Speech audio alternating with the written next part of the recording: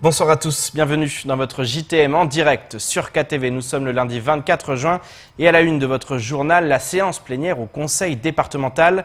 Participation 2019 au budget du STM, octroi de subventions à la mission locale ou encore aux entreprises, financement du Centre régional d'information jeunesse.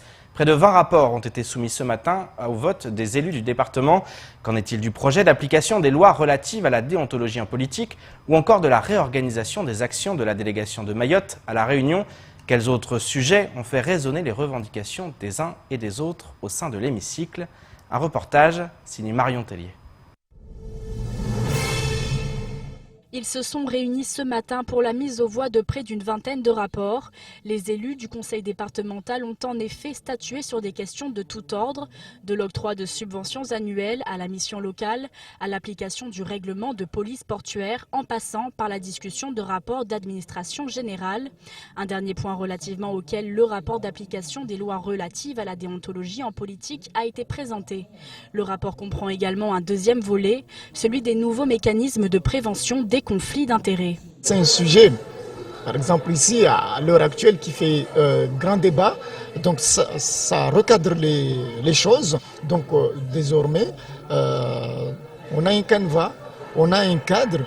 Et après, c'est à nous, acteurs publics, parce qu'à mon avis, ça ne concerne pas que les élus, acteurs publics, désormais, de pouvoir s'imprégner de ce document. Parce qu'on ne pourra plus dire on ne savait pas. Il était aujourd'hui également question d'aborder le sujet des actions de la délégation de Mayotte à La Réunion. La représentation du département sur l'île Bourbon était en effet récemment au cœur de l'actualité pour la réorganisation de ses missions et l'inauguration de ces nouveaux locaux. Aujourd'hui, on validait le plan d'action pour cette année 2019. Et avec un calendrier maintenant qui est bien précis, des actions qui couvrent plusieurs champs, l'administration générale, le social, mais aussi la formation à l'endroit des Mahorais qui sont installés et qui vivent à La Réunion, mais aussi pour les malades qui subissent ou qui font l'objet d'Evasan. D'autres sujets ont quant à eux installé une vague de tension au sein de l'hémicycle, qu'il s'agisse des mouvements sociaux endurés par les agents du SDIS, jugés légitimes par certains élus et situations complexes par d'autres, ou encore du fonctionnement du service de barge de la STM. Le conseiller départemental de Pamandzi, Daniel Zaidani, a exprimé son mécontentement concernant l'absence d'amphidrome en partance du Quai Balou de 6h15 à 8h45 du matin. Jean-François Urbain, directeur de la STM, s'est ainsi rendu en cours de séance à l'hémicycle pour justifier cette perturbation. Les politiques dans votre 19h. Les candidats aux élections municipales se lancent les uns après les autres en campagne. Hier, c'était au tour d'Anchia Bamana, la maire sortante dans la commune de Sada. Si elle n'a pas été investie par son parti, les Républicains, elle compte bien passer 6 ans de plus à la tête de la municipalité. Pour l'emporter en 2020, la stratégie est simple, rassembler large en faisant tomber les étiquettes politiques. Une ambition qui dépasse d'ailleurs le cadre de sa seule commune. Au montage, Leslie Vimenet. Après un mandat très agité où elle a dû chercher des soutiens dans tous les partis politiques, Anchia Bamana repart au combat. À l'issue de ce premier mandat, elle peut se targuer d'avoir réalisé l'urgent, à savoir la lutte contre l'insalubrité, le développement du social ou encore la bonne gestion du budget communal. Aujourd'hui, les comptes sont au vert et Sada peut investir dans des projets structurants. Et même si son parti ne l'a pas investi, Anchia Bamana compte bien profiter du fruit de son travail pour développer sa commune. Maintenant, je reste une femme du peuple puisque ma candidature est une candidature d'ouverture, de rassemblement et je fais appel à toutes les bonnes volontés qui souhaitent le développement de la commune de Sada à venir nous rejoindre. Et peu importe s'ils sont de gauche, du centre ou de droite. Peu importe s'ils sont du centre, du gauche, du vert, bleu, jaune, l'essentiel c'est qu'on puisse rassembler tous nos efforts parce que c'est la vraie difficulté qu'il y a dans cette commune. Nous avons beaucoup de matières grises dans la commune de Sada, oui, mais nous n'avons pas l'intelligence de les réunir. Son raisonnement est valable à l'échelle du département. En effet, la maire de Sada prône le rassemblement de tous les élus mahorais afin de développer l'île et d'avancer dans une seule et même direction. Il va falloir que les élus de Mayotte retourne aux sources, Ouais. c'est-à-dire à l'époque où tous les élus de cette île ont entamé le combat pour arracher Mayotte des Comores. Ce qui comptait, c'était cet objectif-là, et ils étaient tous unis, raison pour laquelle ils ont atteint leur objectif. Aujourd'hui, nous sommes dans la France, nous sommes département, nous avons le défi de relever ce combat du développement de cette île. Je le dis ici ce matin parce que je le pense fortement. Il va falloir qu'on puisse avoir cette intelligence et cette capacité à mettre de côté nos différences en termes de partis politiques pour réussir le développement de cette île. Elle souhaite que les divisions cessent entre les élus du département, mais également au sein de son parti politique, qui à un an des élections municipales, semble avoir bien du mal à parler d'une même voix. Je pense que le parti, les LR, dysfonctionne sérieusement. Ouais. Malheureusement que les responsables qui mènent ce parti n'arrivent pas à voir la chose réellement. Il n'y a qu'à voir les résultats des dernières élections européennes. Si Marine Le Pen arrive en tête à Mayotte, c'est inquiétant. Donc ça devrait faire réfléchir tous les partis politiques de cette île, et j'ai pas eu l'impression que ça les a bougés, raison pour laquelle je me dis aujourd'hui il va falloir qu'on change de méthodologie, que les élus vraiment se re-questionnent, revoient leur façon de fonctionner pour qu'on puisse apporter des résultats. J'ai vu l'énergie, je vois l'énergie du député Kamardine, mais il n'y arrivera pas tout seul. De l'énergie, il en faudra à Anchia-Bamana pour passer 6 nouvelles années à la tête de sa commune. Et place maintenant aux invités de la rédaction. On va parler musique ce soir puisque nous accueillons Ridjali, l'un des membres du groupe Wawa, à ses côtés Dadas, promoteur de spectacle. Messieurs, bonsoir. Bonsoir. Salam alaikum. Alors, je vais commencer avec vous, Dadas. Comment vous expliquez le succès de Wawa à Mayotte, qui est un succès phénoménal? Ça fait des années qu'il vient, qu'il multiplie les concerts, Ouais. et le public est toujours au rendez-vous. C'est ça. Je dirais aujourd'hui que Wawa et Mayotte, c'est devenu une tradition. Un C'est-à-dire amour que même. Une année sans la tournée de Wawa à Mayotte, il y a quelque chose qui manque. Donc, Cette année, et votre tout ça, c'est dû destination vacances est avec à son l'artiste travail. international malgache. Quand on dit que seul le travail paye, Wawa. c'est Oui, vraiment les de la vacances vérité. qui vont résonner Moi, au son de Salégué. j'ai Une ambiance découvert de folie personnellement avec des Wawa nouvelles et chansons, des physiquement, il n'y a danseuses pas très longtemps, infatigables. mais Wawa, je suis toujours puissance ébloui 10, et Wanyawé. La épaté tournée Wawa de Spécial sa Vacances, prestation. c'est à partir du 22 juin. Avec des pense séries de que- concerts qui avec sont- des séries de concerts qui s'enchaînent, et qui durent.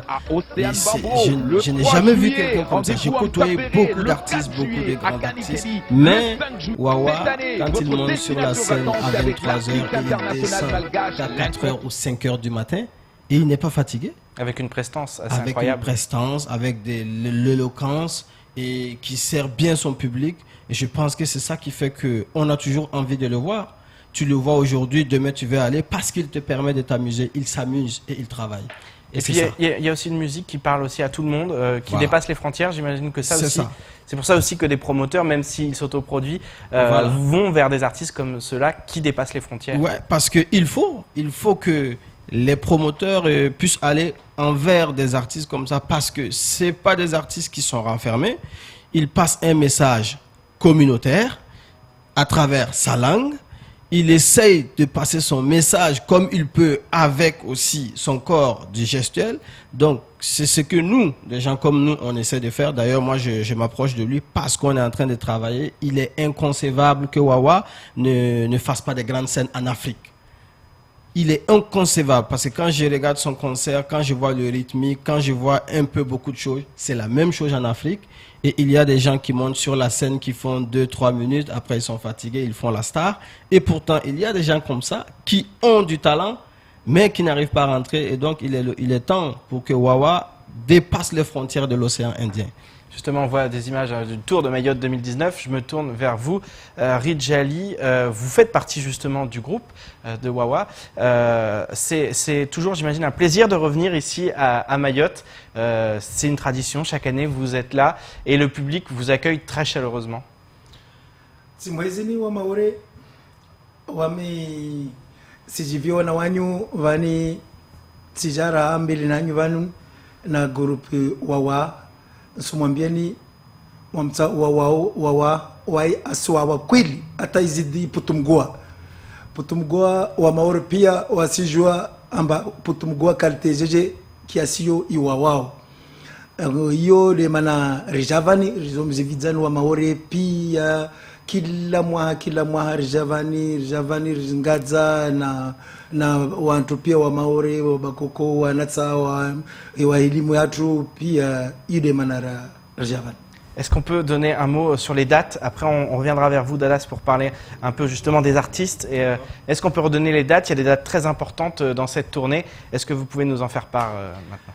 Nam Ravani Madari Kariandisa mfumo ile avira bila saka ya koma bavu mfumo ini jao ini kamvan ritoka kamu changalelahi Maulana Limsada rauhu inka mwezi 28 ya inkamu jao invani ritonra tena mwezi 20 na shendra Ocean Bambo Chefredo vorji ngia mdago la mtsaperi vavo jo fete ba mtsaperi US wawa neka antongoza malanga somahani ntongoza malangazo na isidunga yasalia ta mwezi 27 na mwezi tojao.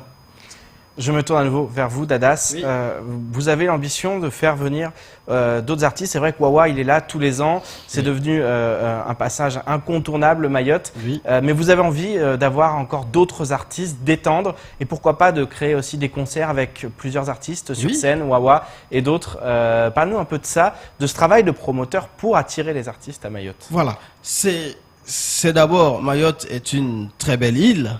Et le public de Mayotte est répondant, ce qui donne le courage à des promoteurs de spectacles, à des gens comme nous, de pouvoir réunir le maximum d'artistes qui se donnent au travail, de pouvoir créer des plateaux, permettre déjà à ces artistes de faire des collaborations. Et ce sont ces collaborations qui vont essayer de vendre l'image et faire connaître ces artistes dans les différents pays respectifs. Et en même temps aussi, aller au-delà de ce que l'artiste il fait habituellement. Peut-être que l'année prochaine, la tournée Mayotte de Wawa, peut-être qu'il y aura d'autres artistes durant toute la tournée.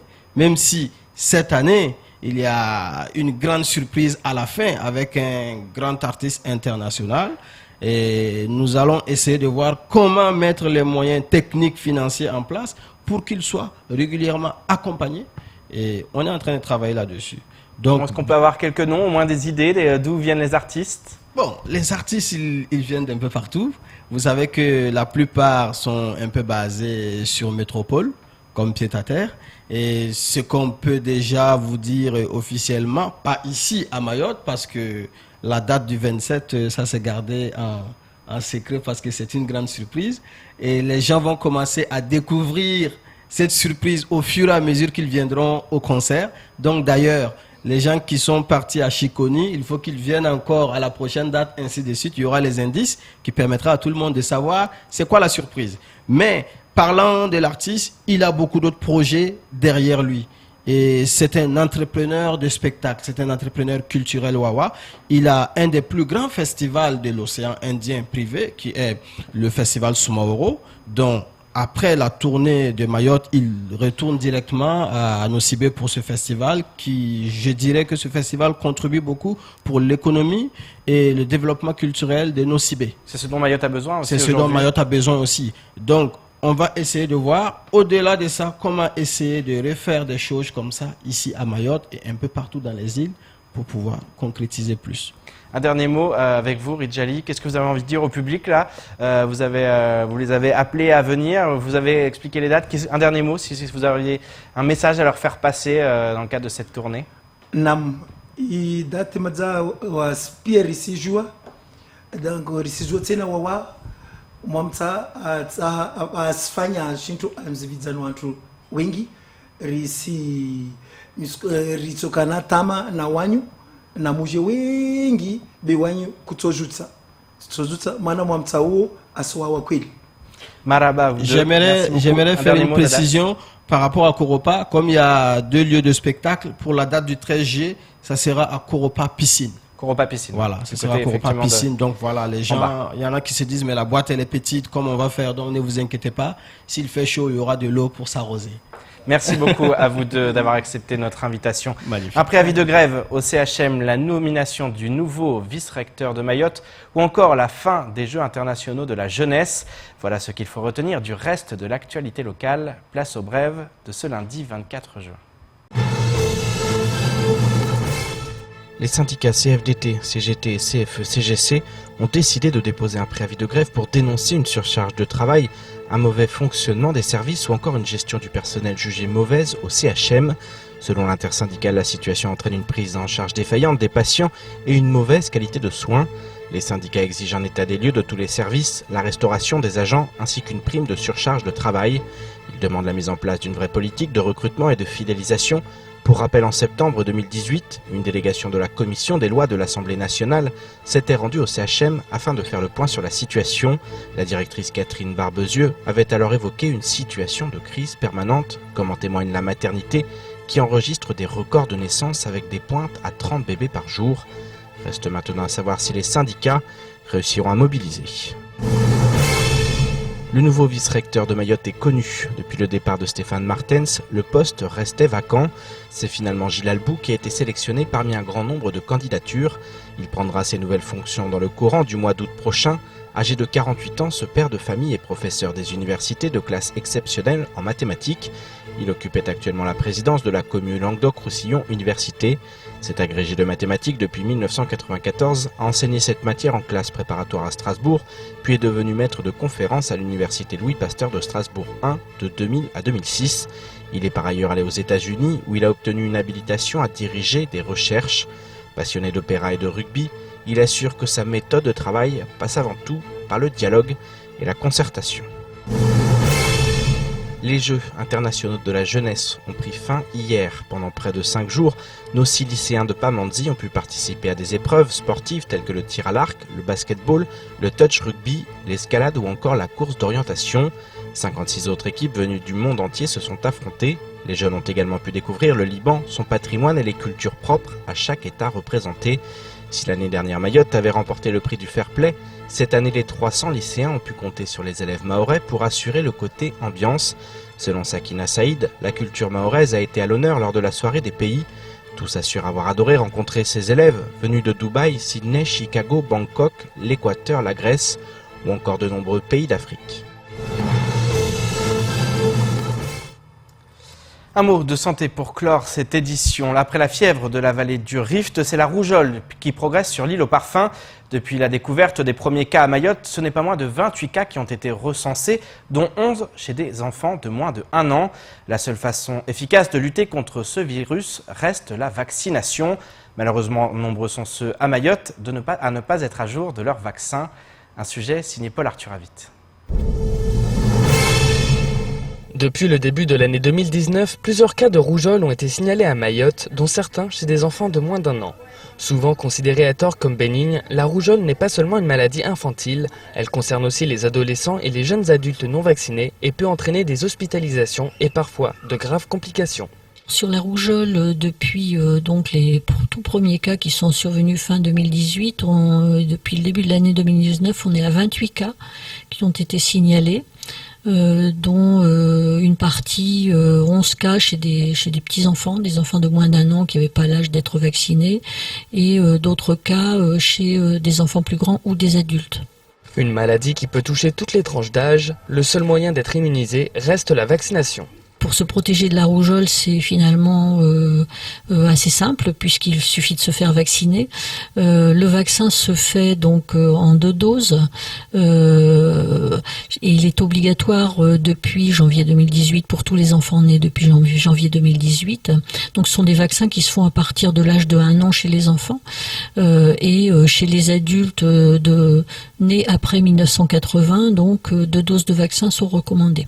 Pour savoir où vous en êtes avec vos vaccins, n'hésitez pas à vous référer à votre carnet de vaccination. En cas de non-vaccination, il convient de prendre certaines mesures pour éviter d'être contaminé. Si on n'est pas vacciné, évidemment, il faut éviter d'être en contact avec un cas de rougeole. Si jamais on a été en contact avec un cas de rougeole et qu'on le sait, la vaccination immédiate, ce qui doit être faite dans les 3 jours après le contact, permet généralement de prendre la maladie de vitesse et de protéger la personne contre la maladie. En ces périodes de vacances scolaires, soyez vigilants avec les voyages sur les territoires voisins où la vaccination contre la rougeole est quasi inexistante. C'est la fin de votre journal. Merci de nous avoir suivis. Pour ma part, je vous donne rendez-vous demain dès 19h pour une nouvelle page d'actualité locale. Excellente soirée sur Kwezi.